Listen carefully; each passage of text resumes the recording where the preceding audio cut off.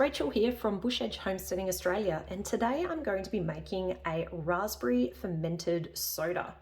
So your fermented sodas are a bit better for your gut health than the carbonated beverages you can get at the shops because they've got lots of good bacteria in it. And these ones are started with some type of starter culture. And today we're going to be using a ginger bug culture, which is the one that we have here. You can use other things like whey as well, but for me, I like to use the ginger bug because it gives a really nice flavour. I'm not going to cover in this video though how to do the ginger bug. There is a bit of a process to getting it started, and I cover that in another video. So if you haven't got one of these and you want to have a crack at doing a fermented soda like this, check out my other video on how to get a ginger bug started. For today's recipe though, we need our active ginger bug.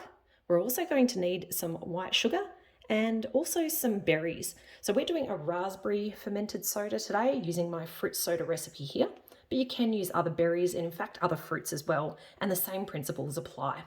In order to make our soda, the first thing we're going to need to do is create our base, and that is a simmering of fruit, water, and also sugar as well. So let's move over to the stove and get the ingredients going. Now I'm doing a few different fruit sodas today. I'm also doing a creamy soda and also some traditional ginger beer as well. And I only want to do a 1 litre bottle of each of those rather than making the full batches that I would normally do of each flavour. So that means I'm actually halving this recipe that we're working through today. And that means I'm going to add in 1 litre of water instead of 2 and a half a cup of sugar. So let's get those ingredients in.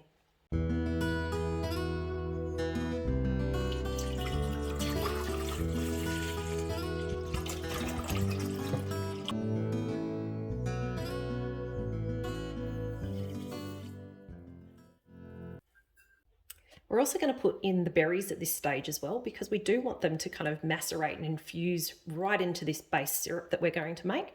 So the earlier we can get those in and cooking and kind of infusing into that syrup, the better. How great do these berries look? These are all ones that we've harvested out of our garden, and there was about probably a cup, maybe just under, that I've put into this 1 litre of water and half a cup of sugar. To make sure we get all the flavour out of the berries, we're actually going to give them a bit of a mash, and that will help them break down a bit quicker. You could also use an immersion blender for this.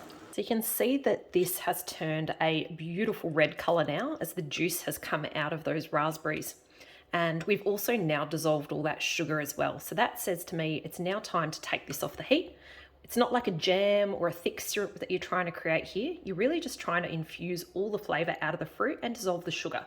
So at that point, you can take it off the heat and let it start cooling. Now, while that's cooling down, I wanted to show you the bottle that we're going to use for this one today. Now, you may have seen in some of my other videos that I use flip top lids, but for this one today, I'm going to use just a plastic recycled V8 bottle.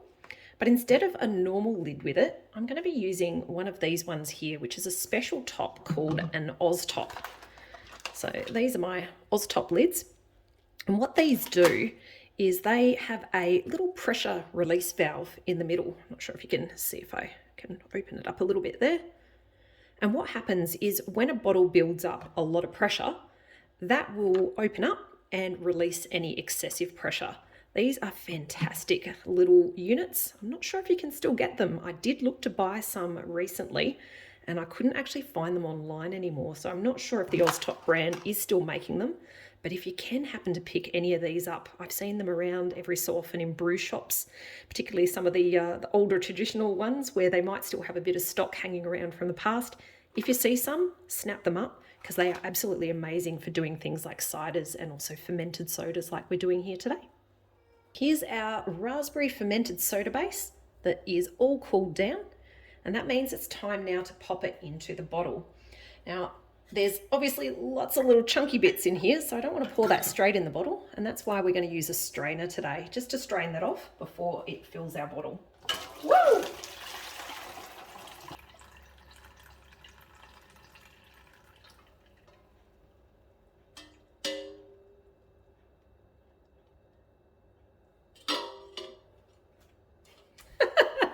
Well, that was a mess.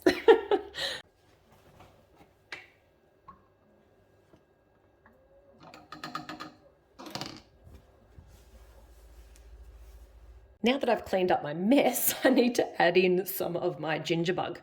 And with this 1 litre, I want to add about 1/4 of a cup of my nice active ginger bug mixture. Let's open that up. And again, we want to strain it, hopefully with a bit less mess this time, into here. So I probably should measure this, so let's use my little measuring thingy. Always a bit of a balancing act when you're doing this on your own.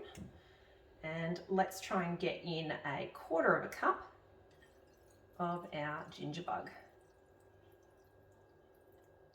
There we go. So that's 1/4 of a cup, all ready to go in.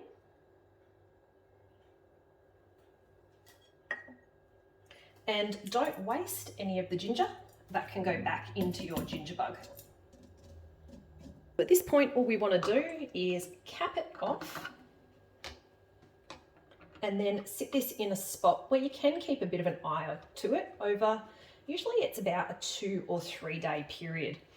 Over this next 2 to 3 days, what will happen is all those wonderful bacteria and yeast that were in that ginger bug will start eating the sugars, they'll start letting go some carbon dioxide, and that's what will start to build up in this container, and that's what creates the carbonation. And that's why I love these lids. As I mentioned, if too much of that gas starts to build up, it will actually release by itself. Whereas normally, I use these types of bottles as well, and with these ones, you do have to open them up every day, just so that you don't get too much gas actually starting to build up in the bottles. Of course, if you do, you could potentially have a bit of a exploding bottle situation, which has happened to people in fermentation in the past. So these ones are, I suppose, a bit of a safer option if you can get your hands on them. Alrighty, so let's just pop this one aside now over the next few days, and we'll let that one ferment.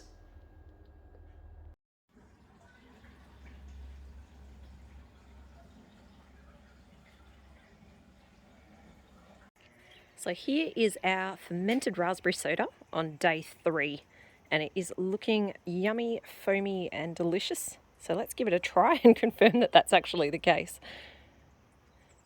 Now, I have been letting this degas a little bit, so I'm not expecting an explosion, but do be careful when you're opening your fermented sodas because they can go everywhere, and that's why we're doing it outside.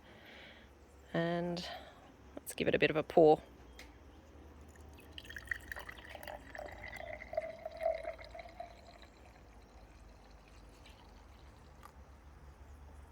Alrighty. And importantly,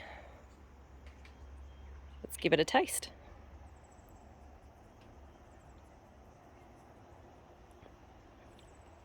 That is really, really good.